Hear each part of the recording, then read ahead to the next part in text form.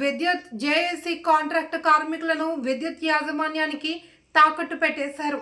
ఎవరి స్వార్థం కోసం సమ్మె విరమించారు. ప్రతిసారి కాంట్రాక్ట్ కార్మికులను మోసం చేస్తున్నారు. 23,000 మంది కాంట్రాక్ట్ కార్మికుల కుటుంబాలు ఆవేదనకు గురిచేశారు. పెద్దన్న పాత్ర పోషించిన ఆయన కార్మికులపై ఎందుకు అంత కక్ష?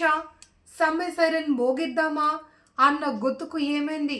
ఎందుకు మోగబోయింది? దానికి గల కారణాలు ఏమిటి అన్నది దేవునికే ఎరుక. ఆంధ్రప్రదేశ్ రాష్ట్రం అంతటా కార్మికులంతా నిబ్బరపోయారు. కాంట్రాక్ట్ కార్మికులను కలుపుకొని వారిని కూడా చర్చలకు వారికి నాయకత్వం వహించినటువంటి నాయకులు కూడా చర్చలకు ఆహ్వానించి చర్చలలో పిలిపి అధికారికంగా వారు మేము కలిసి చేసేటువంటి ఉద్యమము ఇదే మొదటిసారిగా భావిస్తున్నాం. గతంలో జేపీఎస్పీ జేఏసీగా మేము ఉద్యమం చేసినా కూడా ఏ సందర్భంలో కూడా కాంట్రాక్ట్ కార్మికులను విస్మరించకుండా శాయశక్తుల జేఏసీలు పనిచేశాయి అనేటువంటి విషయాన్ని కూడా మేము దృష్టికి తెస్తా ఉన్నాం. ఇప్పుడు కాంట్రాక్ట్ కార్మికులు వాళ్ళు అంగీకరించారా? ఏకాభిప్రాయంగా అందరం అయితే ఈ విధంగా ఉన్నాం. ఫైనల్ గా వాళ్ళు చెప్పింది ఏంటంటే మేమైతే విలీన ప్రక్రియకే మేము మొగ్గు చూపాము. అంతిమంగా చైర్మన్ కన్వీనర్ ఏ నిర్ణయం తీసుకున్నా ఏపీఎస్పీ ఏ నిర్ణయం తీసుకున్నా కూడా మేము కట్టుబడి ఉంటామనేటువంటి విషయాన్ని తెలియజెప్పారు. అయినా వాళ్ళైతే మాకు విలీన ప్రక్రియ కావాలి, దానికి మనము మీరు రాబోయే రోజుల్లో కూడా ఖచ్చితంగా అందరం కలిసి మళ్ళీ పని చేయాలనేటువంటి విషయాన్ని కూడా వాళ్ళు తెలియజెప్పారు. దీంతో సంతృప్తిగా ఉన్నారు అనేటువంటి భావన అయితే మాలో కనపడలేదు. అందులో మేము కూడా రెగ్యులర్ ఉద్యోగుల సమస్యల మీద కానీ కాంట్రాక్ట్ కార్మికుల సమస్యల మీద కానీ మేము ఇప్పుడు ఏదైతే ఈ రోజు 22 సంఘాలుగా 4 కాంట్రాక్ట్ సంఘాలు కానీ 26 సంఘాలు ఎవరము కూడా సంతృప్తిగా లేవనేటువంటి విషయాన్ని కూడా మేము తెలియజేస్తాం. సంతృప్తిగా లేనప్పుడు సమ్మె ఎందుకు వాయిదా వేస్తున్నారు? సమ్మె తాత్కాలిక వాయిదానా పర్మనెంట్ గా వాయిదా వేస్తారా? ఈ రెండు విషయం క్లారిటీ. తాత్కాలికంగా వాయిదానే సార్. సంతృప్తిగా లేనప్పుడు ఎందుకు సమ్మె వాయిదా వేస్తారు? వివిధ కారణాలు ఏంటంటే గ్రూప్ ఆఫ్ మినిస్టర్లు ఆప్కాస్ మీద వేసి ఉన్నారు కాబట్టి ఖచ్చితంగా ఒకసారి గ్రూప్ ఆఫ్ మినిస్టర్ దగ్గర మీతో మీటింగ్ ఏర్పాటు చేపిస్తాను. అప్పుడు ఆ మీటింగ్ లో ఏమొస్తుందో చూసి తదుపరి మాట్లాడదామనే విషయాన్ని గౌరవ ఎనర్జీ సెక్రటరీ గారు ప్రభుత్వం ఆప్కాసం రద్దు చేస్తామంటూ రీసెంట్ గా ప్రకటించింది. ఇప్పుడు మళ్ళీ ఆప్కాస్ మీరు వెళ్తున్నప్పుడు ఎలా నమ్మకం కలిగించబోతున్నారు? మరి మేము పోయి మినిస్టర్ గ్రూప్ లో మాట్లాడి మన బాధ మాకు సంబంధం, గవర్నమెంట్ కు మాకు సంబంధం లేదు, ఎనర్జీ డిపార్ట్మెంట్ అనేది ప్రత్యేకమైనటువంటి పరిస్థితులలో పనిచేస్తూ ఉంటారు కాబట్టి మా కాంట్రాక్ట్ కార్మికులు న్యాయం చేయమని చెప్పి ఆ మినిస్టర్ రిక్వెస్ట్ చేద్దామని అనుకున్నాం. రాష్ట్రంలో 27,500 మంది ఈ కాంట్రాక్ట్ ఉద్యోగులు మిమ్మల్ని నమ్మలేమని చెప్తున్నారు. ఇకపైన మీరు పిలిచి ఏదైనా సమ్మెకి వాళ్ళు రామని చెప్తున్నారు. అలాంటిది ఏముండదు సార్. మనము ఖచ్చితంగా ఉద్యమము సిన్సియర్ గా హానెస్ట్ గా పని చేసినామా లేదా అనేది, కానీ ఫలితాలు అనేది మన చేతిలో ఉండవు. ఫలితాలు అనేది కొంత అటు ఇటు జరిగినా కూడా ఖచ్చితంగా మా కార్మికులు మమ్మల్ని నమ్ముతారు. ఖచ్చితంగా మేము కూడా వాళ్ళకి నమ్మించే ప్రయత్నం చేస్తాం. నమ్మించి మళ్ళీ ఇంతకన్నా రెట్టింపు ఉత్సాహంతో ఉద్యమాన్ని తీసుకొచ్చడం కూడా ప్రయత్నం చేస్తామని తెలియజేస్తాం. ఎనర్జీ సెక్రటరీ గారు ఒక హాఫ్ అన్ అవర్ మాట్లాడి మీరు వెళ్ళిపోయారు. తర్వాత ఇంకా ఆయన చర్చల్లోకి రాలేదు, మీరే తేల్చుకోవాలంటూ మీకే ఇచ్చారు. కానీ దాదాపు ఇది 11 గంటల పాటు కొనసాగిన పరిస్థితి. ఏం చెప్తారంటే తేల్చుకోవడానికి ఇన్ని గంటలు ఎందుకు సమయం పట్టింది ఈ అంశాలు? సార్, అర్ధగంట మాత్రమే ఆయన ఎనర్జీ సెక్రటరీ గారు ఉన్నారనేటువంటి ఇన్ఫర్మేషన్ అయితే అది రాంగ్ సార్. చాలాసేపు మాతో గడిపాడు, చాలా సందర్భాలలో మాట్లాడాడు, మాకు ఫోన్లో మాట్లాడుతున్నాడు. అదే మాదిరిగా మాకు జూమ్ లో వీడియో కాన్ఫరెన్స్ లో కంటిన్యూగా మాట్లాడుతూనే ఉన్నారు సార్. చెప్పండి సార్, తప్పేం లేదు. ఇన్ని రోజులు మా కోసం లోపల మీరు చర్చలు చేస్తున్నారు. చిత్తూరు, నెల్లూరు అక్కడి నుంచి వచ్చిన కాంట్రాక్ట్ ఉద్యోగులు మీ లోపల సమాచారం లేదు. ఇక్కడ పోలీసులు వాళ్ళని ఎదుర్కొన్నారు, వాళ్ళు ఆందోళన చేస్తారు. అని మీరు వాళ్ళకి సమాధానం చెప్పే పరిస్థితి ఉంటుందా? వాళ్ళకి సమాధానం చెప్పగలుగుతారా? ఇప్పుడు సమాధానం మేము మీడియా ద్వారా కూడా మేము పూర్తి వివరంగా వాళ్ళకు అందరూ వింటున్నారు, అందరికీ తెలియజెప్తున్నాం సార్. వాళ్ళు కూడా మా బ్రదర్సే. మేము ఖచ్చితంగా కొంత మాకైతే అనుకున్నంత ఆశాజనకమైన ఫలితాలు రాలేనటువంటి విషయాన్ని కూడా మేము చెప్తా ఉన్నాం. దాన్ని ఖచ్చితంగా మేము రాబోయే రోజుల్లో సర్దుబాటు చేసుకుని మళ్ళీ ముందుకెళ్ళి ఖచ్చితంగా ప్రయత్నం చేస్తాం. ప్రెస్ మీట్లన్నీ లోపల చర్చలు జరిగితే కాంట్రాక్ట్ కార్మికుల మధ్యలో మీరు మాట్లాడారు, కానీ ఇప్పుడు పోలీసులు ప్రహారం పెట్టుకుని మాట్లాడాల్సిన పరిస్థితి, లోపలికి మీడియాను రమ్మన్న పరిస్థితి కనిపిస్తుంది.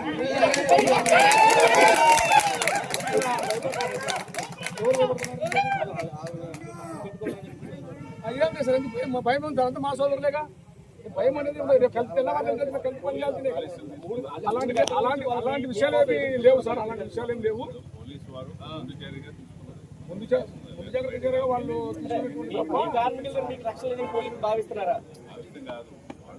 వారి మధ్యలో ఎవరైనా కూడా, మా కార్మికుల మధ్యలో ఎవరైనా కూడా ఏదైనా ఏది జరిగినా కూడా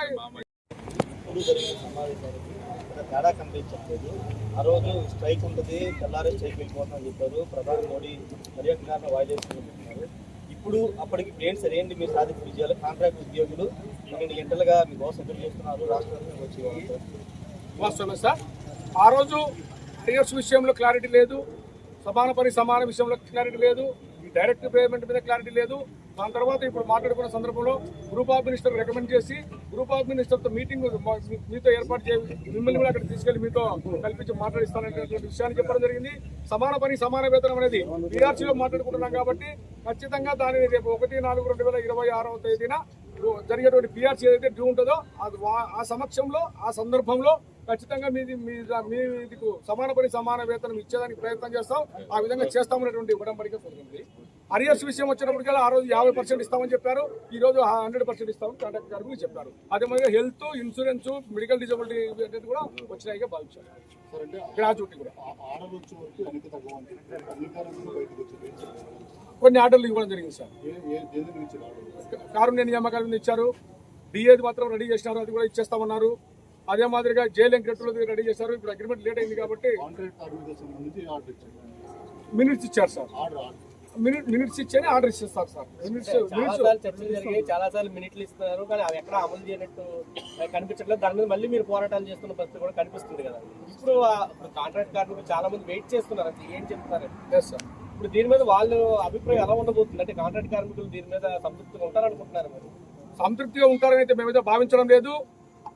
ఖచ్చితంగా వాళ్ళ కోసం మేము ఫైట్ చేసిన మాట వాస్తవము, వాళ్ళు సిన్సియర్గా వాళ్ళు కూడా పాల్గొన్న మాట వాస్తవము.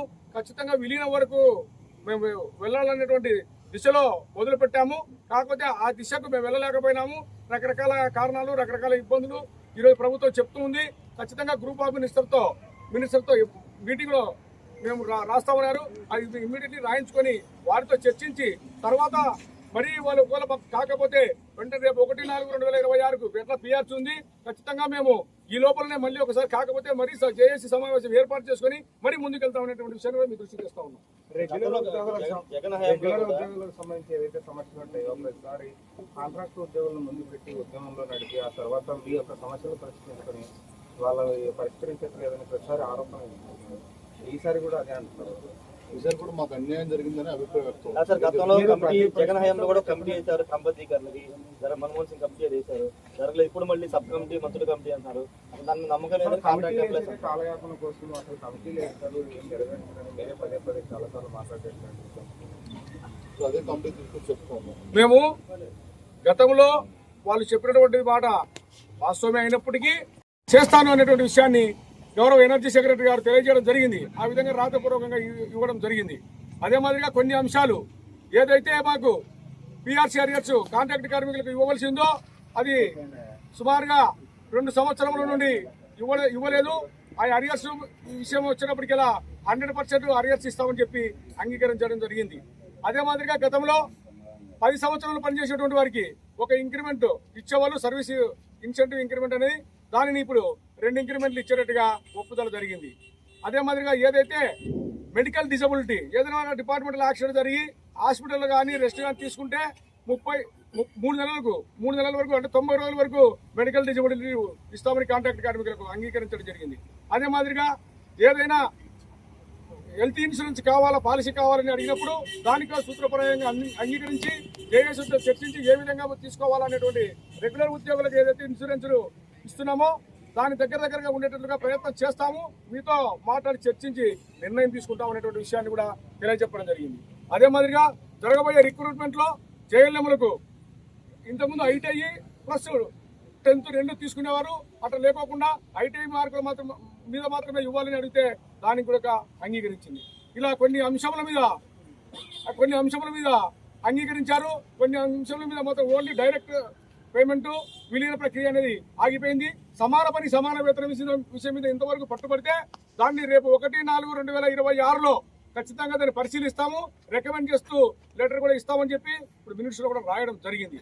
అదే మాదిరిగా రిటైర్మెంట్ సందర్భంలో 60 ఏళ్ళు అయిపోయిన తర్వాత వాళ్ళ ఇంటికి వెళ్ళేటప్పుడు వారికి ఎలాంటి బెనిఫిట్ ఇవ్వడం లేదన్నటువంటి విషయాన్ని చెప్తే సానుభూతితో పరిష్కరిస్తామని వారు చెప్పడం జరిగింది. లేదు ఆశా వర్కర్లకు హెల్త్ వార్డ్ డిపార్ట్మెంట్లో ఇస్తున్నారు, ఆ విధంగా మాకు కూడా ఇవ్వాలని చెప్తే ఖచ్చితంగా ఇస్తామని చెప్పి కమిట్మెంట్ అయినారు. మొడాలిటీస్ మీతో మాట్లాడి ఫిక్స్ చేస్తామనేటువంటి విషయాన్ని కాంట్రాక్ట్ కార్మికుల అంశాలుగా మా ముందర వాళ్ళు ఒప్పుకున్నారు. అదే మాదిరిగా రెగ్యులర్ ఉద్యోగులకు సంబంధించి కారుణ్య నియామకాలు ఏదైతే 2021 నుంచి ఇస్తా ఉన్నారో వాటిని 15,000, 18,500 మాత్రమే ఇచ్చి ఆఫీస్ అసిస్టెంట్ అదే మాదిరిగా డిఈఓలుగా ఇస్తున్నారో అవన్నీ కూడా తొలగించి ఆ ప్లేస్ లో పాత విధానం ఏదైతే ఉందో కొత్త రెగ్యులేషన్స్ ప్రకారం కాకుండా పాత రెగ్యులేషన్స్ ప్రకారం ఇస్తామని చెప్పడం జరిగింది.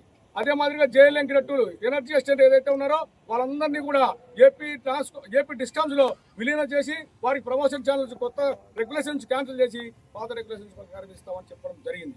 ఇలాంటి డిమాండ్ అన్ని కూడా మాకు ముందరికి వచ్చినవి. అదే మాదిరిగా పాత పెన్షన్ విధానం మీద వచ్చినప్పటికీ అది రిజెక్ట్ అయి ఉంది.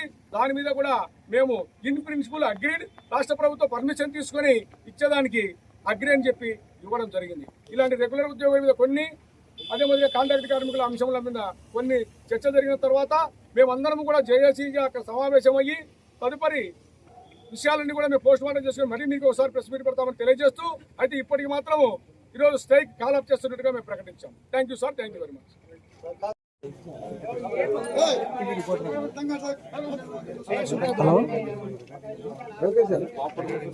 కాపాడుకోదు ఇవ్వమని మీరు ఇష్టమైనట్టు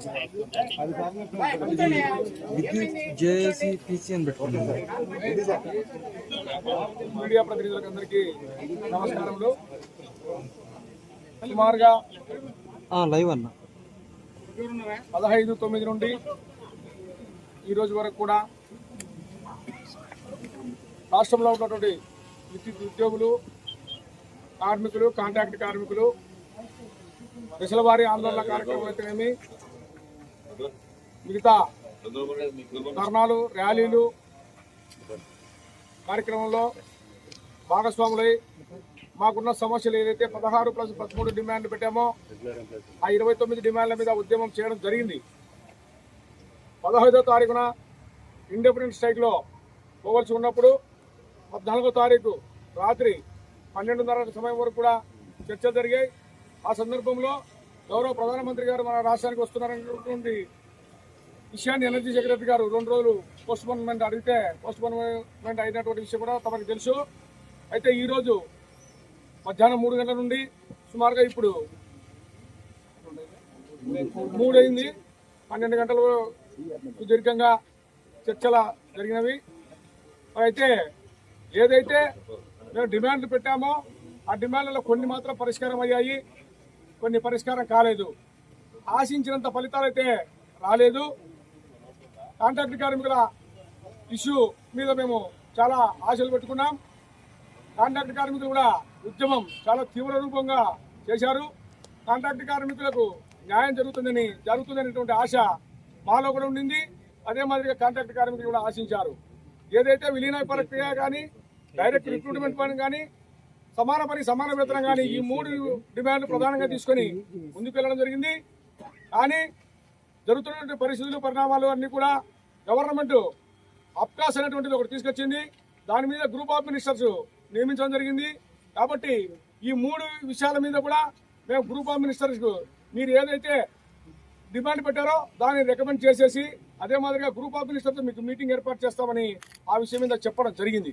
కానీ మేమైతే గవర్నమెంట్కు మాకు సంబంధం లేదు. గతంలో ఎన్ఎంఆర్ నుంచి NMR, casual labour, ex casual labour, విఈడబ్ల్యూస్, కాంట్రాక్ట్ లేబరు వీళ్ళందరినీ కూడా పర్మనెంట్ ఆనాడు మా మేనేజ్మెంట్లో తీసుకున్నాయి. ఆ విధంగానే మీరు కూడా ఇప్పుడు తీసుకోవాలనేటువంటి విషయాన్ని మేము వారి ముందర చెప్పడం జరిగింది. కానీ ఈ రోజు ఉన్నటువంటి పరిస్థితులకు ఆ రోజు ఉన్నటువంటి పరిస్థితులకు భిన్నంగా ఉంది. ఆ రోజు ఏపీఎస్సీబీగా ఉన్నప్పుడు జరిగిన నిర్ణయాలకు ఈ రోజు డిస్కామ్స్ టాస్క్ విడిపోయినటువంటి తర్వాత జరిగిన పరిణామాలకు చాలా వ్యత్యాసం ఉంది. ఖచ్చితంగా గవర్నమెంట్ అప్రూవల్, గవర్నమెంట్ పర్మిషన్ లేకుండా నేను చేయలేను. ఖచ్చితంగా నాకు కొంత సమయం ఇవ్వండి. ఇస్తే ఖచ్చితంగా నేను గౌరవ ముఖ్యమంత్రి వర్యులతో